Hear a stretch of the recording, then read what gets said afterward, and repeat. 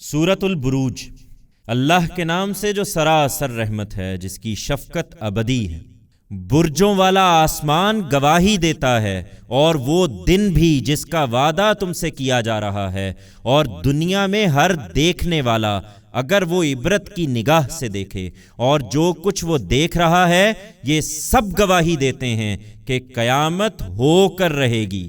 اس لیے مارے گئے ایندھن بھری آگ کی گھاٹی والے جب وہ دوزخ میں اس پر بیٹھ گئے، اور جو کچھ وہ دنیا میں ایمان والوں کے ساتھ کرتے رہے اس کا نتیجہ دیکھ رہے ہیں۔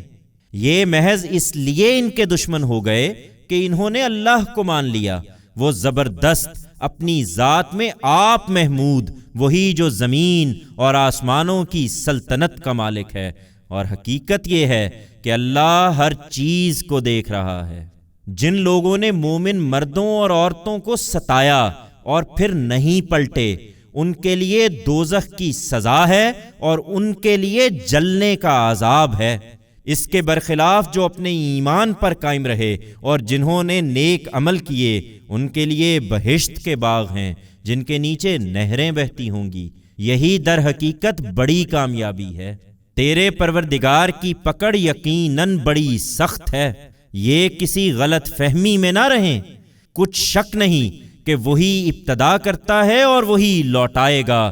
وہ بخشنے والا ہے اگر یہ پلٹیں۔ بڑی محبت کرنے والا، عرش کا مالک، بزرگ و برتر، جو چاہے کر ڈالنے والا ہے۔ تجھے ان لشکروں کی خبر پہنچی ہے جو اسی طرح سرکش ہو گئے تھے، فرعون اور سمود کے لشکروں کی؟ پھر کیا یہ کوئی جھٹلانے کی چیز ہے؟